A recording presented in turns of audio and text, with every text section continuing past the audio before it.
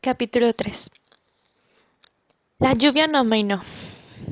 Una hora después seguía resbalando por el parabrisas y a continuación se empezaba convirtiéndose en una especie de nieve fangosa. No era exactamente nieve, pero si la temperatura bajaba unos grados más, lo sería. Seguíamos parados en la carretera y yo había dejado el motor en marcha casi todo el tiempo. Cada vez que lo apagaba para ahorrar gasolina, tanto Corby como yo empezábamos a temblar como locas. Nos habíamos puesto los tejanos, las botas y los chaquetones de invierno, pero a pesar de todo, seguíamos teniendo frío. Para bien o para mal, nadie había subido por la carretera detrás de nosotras. Fuera hace cada vez más frío, declaré y me mordí el labio con nerviosismo. Quizá deberíamos regresar. Idlewild no puede estar a más de una hora de aquí. Ahora no podemos volver a casa. Está lloviendo tan fuerte que ni siquiera distingo lo que pone en las señas de tráfico. Me incliné sobre el volante y escudriñé la señal amarilla y de forma romboide que había un poco más por adelante. Las letras, que eran negras, resultaban totalmente ilegibles. Había oscurecido con mucha rapidez. El reloj indicaba que eran las 5 pasadas, pero podría haber sido mucho más tarde. Creía que los Wrangers estaban hechos para circular por terrenos escarpados. Seguro que podrá con la lluvia. Solo aprieta el acelerador y subamos de una vez a la montaña. Esperemos 10 minutos más, a ver si deja de llover. Yo no tenía mucha experiencia conduciendo en una tormenta, sobre todo en una tan intensa como aquella, y con vientos racheados. Además, la creciente oscuridad acentuaba la poca visibilidad, y en aquel momento, conducir, aunque fuera a una velocidad de tortuga, me parecía sumamente peligroso. Mira el cielo, no va a parar. Tenemos que continuar. ¿Crees que los parabrisas aguantarán? Me preguntó Corby. Se trataba de una buena pregunta. Las gomas estaban gastadas y la estructura metálica rascaba el cristal y producía un leve chirrido. Quizá deberías haber cambiado las gomas antes de salir, añadió Corby. Buen detalle que me lo comentara justo en aquel momento. Ahora que lo pienso, me inquieta que este tiempo sea demasiado para tu coche, continuó Corby con voz ligeramente preocupada. Yo mantuve la boca cerrada porque temía decir algo de que, después, me arrepintiera. Los cortes de Corby siempre eran así, encubiertos. Era una maestra en el arte de meterse con los demás con aire de inocencia. Los vehículos todoterreno han mejorado mucho con los años, ¿no te parece? Añadió como quien no quiere la cosa. Vaya que la diferencia entre tu Wrangler y mi sub es increíble. Noté que el vello se me erizaba. Corby estaba convirtiendo el tema de los coches en una competición, como siempre. Yo nunca se lo contaría, pero en una noche que dormía en su casa el verano anterior, eché una ojeada a su diario. Pensé que encontraría secretos acerca de Calvin, cosas sobre lo que me podría tomarme el pelo más tarde. Pero menuda sorpresa me llevé cuando encontré 2 listas escritas en columnas paralelas en las que Corby se comparaba conmigo. Según ella, mis piernas eran mejores y mi cintura más estrecha, pero mis labios eran demasiado finos y tenía demasiadas pecas, y por lo tanto solo me podía considerar mona. Ella, por su parte, tenía unos pechos más grandes, unas cejas más bonitas y pesaba 5 kilogramos menos que yo. Claro que había olvidado mencionar que era 8 centímetros más baja. Las listas ocupaban 2 páginas de su diario, y por los cambios de color en la tinta deduje que lo había elaborado a lo largo del tiempo. A cada característica le había asignado una puntuación e iba sumando los totales. En cualquier momento, me ganaba por unos sólidos 10 puntos, lo que resultaba ridículo, porque se había adjudicado 5 puntos más que a mí por su manicura, y siempre nos las hacíamos igual y en la misma peluquería. Allí en la montaña me acordé de su lista secreta y me sentí más decidida que nunca a defender mi Wrangler. Subiríamos la montaña aunque solo fuera para no concederle más puntos a su estúpida lista. Que su coche era mejor que el mío, ya lo veríamos. Yo sabía que aquella competición era ridícula. Estaba amañada y ella nunca permitiría que yo la venciera. Pero yo deseaba vencerla. Vaya si lo deseaba. En realidad, yo también había mentido cuando hablaba de mi relación con Calvin. Siempre me había esforzado un montón en convencer a todo el mundo, sobre todo a Corby, de que nuestra relación era perfecta. Y siempre lo sería. Nunca había pensado en ello tan conscientemente, pero me di cuenta de que siempre había tenido la imperiosa necesidad de demostrarle a Corby que mi vida era genial. Aunque quizá lo habría hecho por culpa de la lista, porque me molestaba que nos comparara, cuando, en mi opinión, ese tipo de competición era más típica de dos enemigas que de dos grandes amigas. ¿Le pusiste neumáticos de invierno a esta cosa antes de salir? Me preguntó Corby. ¿Esta cosa? Eran ocasiones como aquellas cuando tenía que detenerme y recordarme por qué Corby y yo éramos amigas. Habíamos sido inseparables desde la infancia y aunque en determinado momento teníamos direcciones distintas, sobre todo el año anterior, resultaba difícil romper una relación que se había construido a lo largo de tantos años. Además, si pensaba en ello de verdad, no podía contar las veces que Corby se había sacrificado por mí. Para empezar, cuando éramos niños, me evitaba cosas que yo no me podía permitir y lloriqueaba hasta que sus padres aceptaban que fuera con ellas de vacaciones. Siempre me aseguró de que yo no me sintiera desplazada. A pesar de que tenía un gran ego, sus pequeños detalles de amabilidad hacia mí habían conseguido que le tuviera mucho cariño. De momento. Definitivamente más que amigas, éramos como hermanas. Nos queríamos a pesar de que no siempre nos caíamos bien. Y siempre estábamos ahí la una para la otra.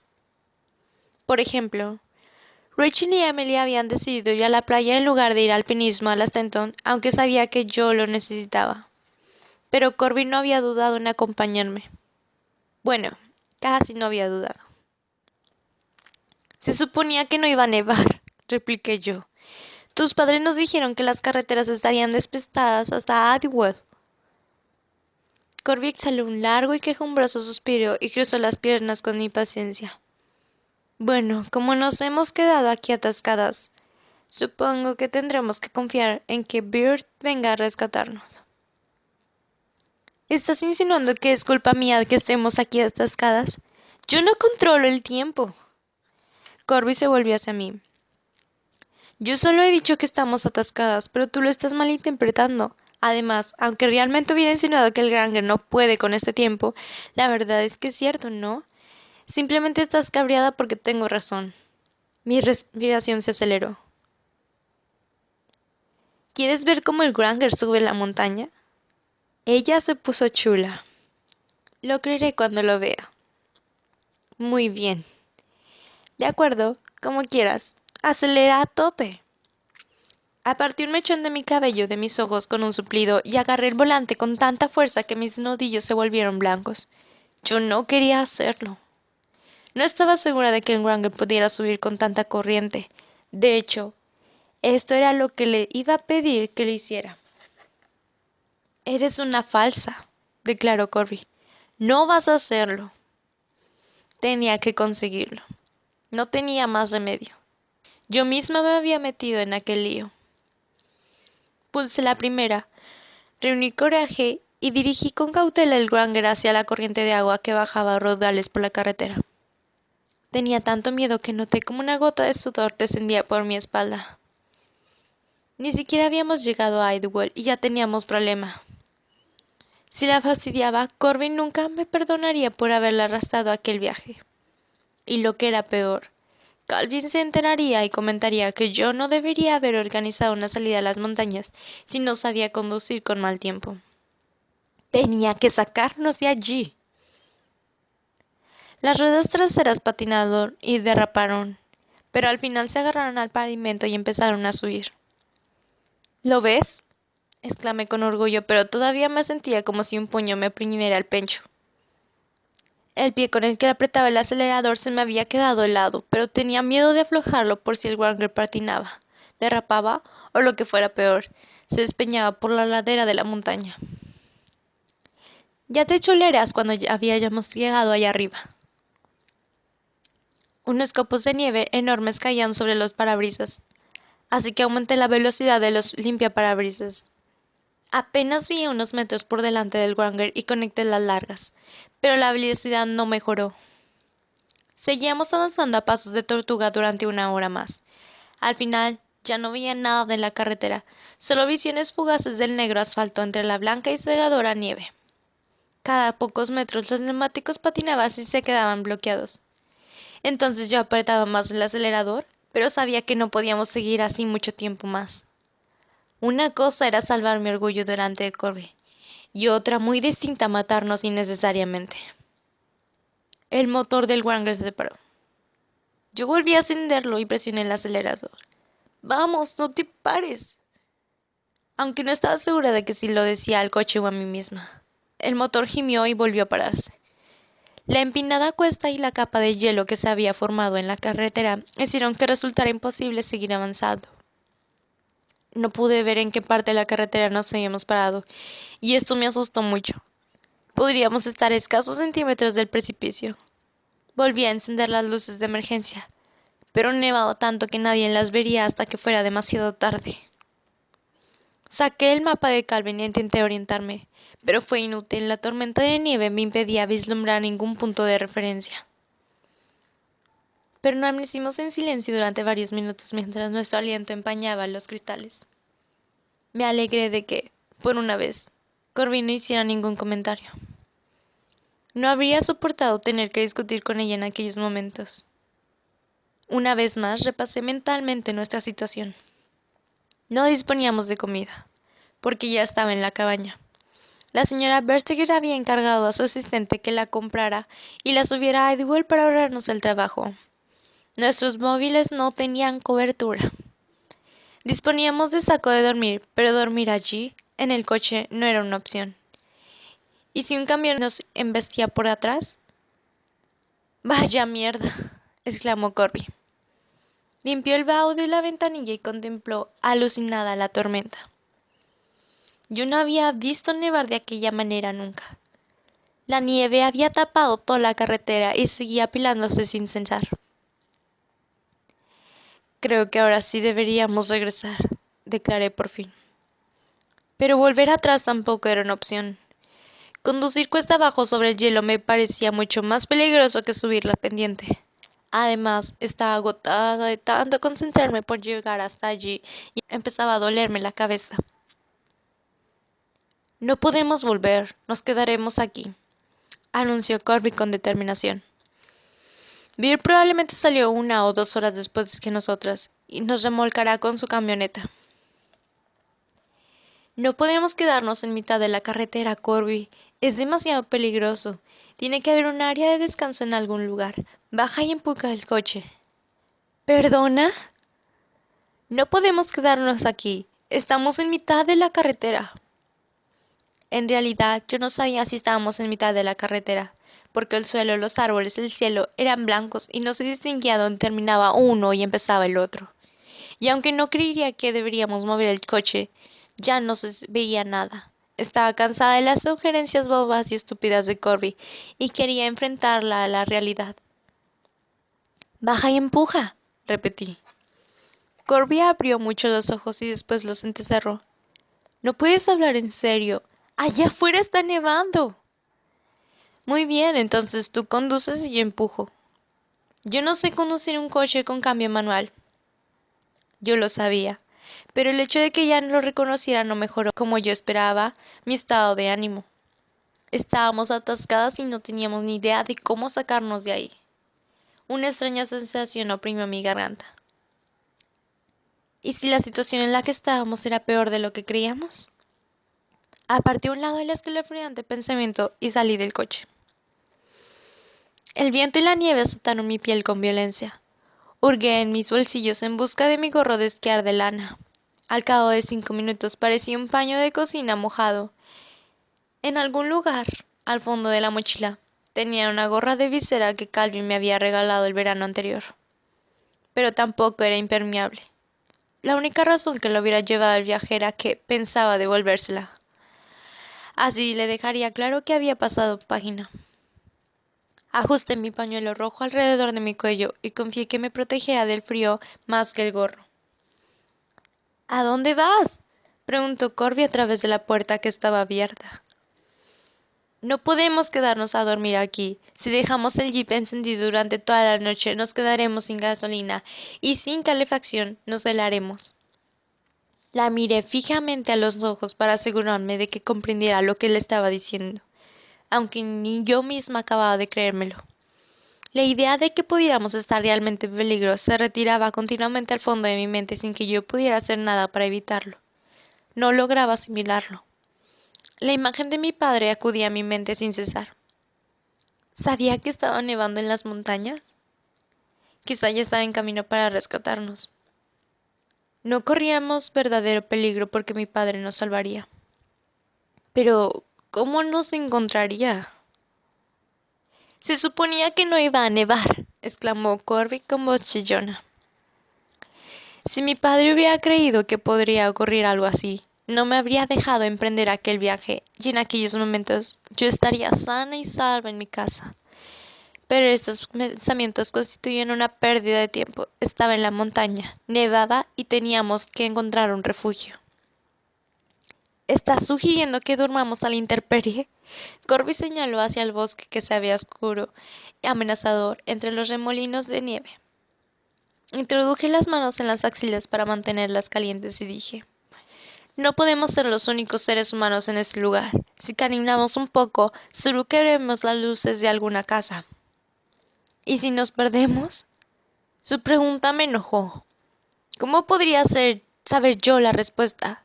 Estaba hambrienta, tenía que ir al lavabo y estaba atrapada en la ladera de una montaña. Iba a abandonar mi coche para encontrar un refugio mejor y no sabía si la encontraría. Mi móvil no tenía cobertura, no disponía de ningún medio para comunicarme con mi padre y el corazón me latía tan deprisa que me sentía mareada. Cerré la puerta del Granger, fingí no haber oído su pregunta y coloqué las palabras «nos perderemos» al final de mi lista de cosas que las que preocuparme. Si mi padre no acudía a rescatarnos, tanto si nos quedábamos toda la noche en el Granger como si salíamos y no encontrábamos ninguna cabaña, moriríamos congeladas. Además, no se lo había contado a Corby, pero ni siquiera estaba segura de dónde estábamos. Su sentido de orientación era peor que el mío, de modo que yo me había encargado de seguir las indicaciones que nos había dado el señor Vestager. Pero la lluvia se había congelado en los letreros de la carretera, y muchos ni siquiera podía leerlos, y aunque había fingido conducir sin titubear, no estaba segura de haber tomado la decisión correcta en la última bifurcación. Quizás había tomado el desvío equivocado. Bear nos seguiría en su furgoneta, pero si estábamos en otra carretera, nunca nos encontraría. Podíamos estar lejos de Hidewell. Corby se reunió conmigo en la parte trasera del hangar.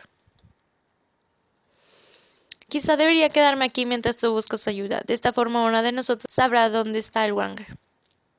Si la tormenta dura toda la noche, el hangar no nos servirá de nada, repuse yo. La nieve se pegaba en su cabello y su chaqueta, y cada vez caía con más fuerza. Yo quería creer que de pronto dejaría nevar y también que Bear nos seguía de cerca, pero en el fondo de mi corazón, una sensación de pánico me decía que no debía contar con ninguna de esas dos posibilidades. Deberíamos seguir juntas, repliqué. Me pareció una buena idea, el tipo de idea que Calvin propondría. Pero, ¿y si viene Bear y nosotras no estamos? Protestó Corby. Caminaremos durante media hora y si no encontramos a nadie regresamos. ¿Me lo prometes? Sí, te lo prometo. Intenté que mi voz sonara serena. No quería que Corby supiera lo preocupada que estaba. Si se enteraba de que no lo tenía todo controlado, se pondría histérica y resultaría imposible razonar con ella. La conocía lo suficiente para saber que se pondría a llorar o a gritarme. Entonces yo no podría pensar, y eso sería lo que tenía que hacer. Pensar. Pensar como alguien que sabes cómo sobrevivir. Pensar como Calvin.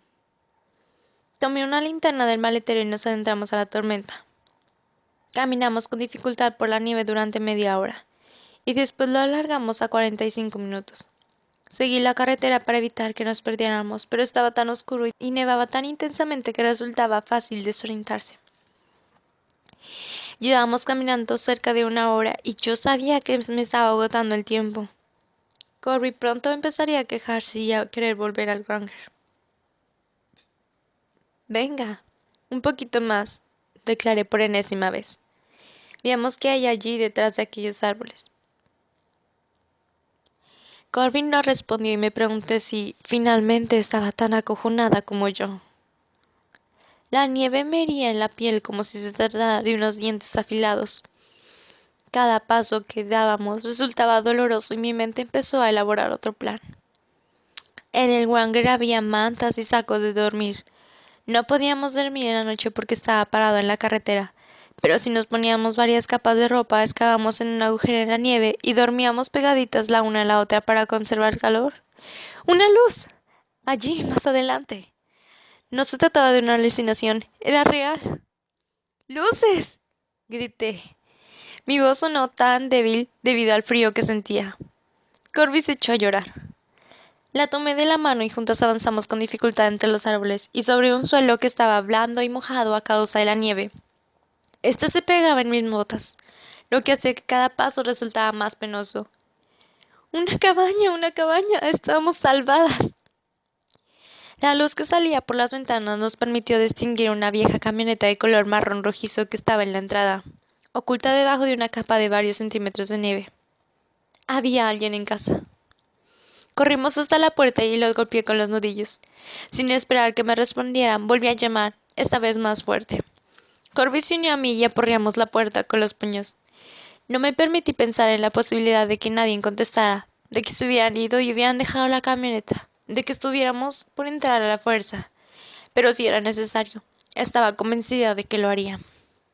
Segundos más tarde, se oyeron unos pasos en el interior y me sentía terriblemente aliviada. Oí el sonido apagado de unas voces que discutían. ¿Por qué tardaban tanto en abrir? ¡Deprisa, deprisa! ¡Abrir la puerta! ¡Dejadnos entrar! Les dije mentalmente. Las luces del porche se encendieron repentinamente y nos iluminaron como si fueran unos focos.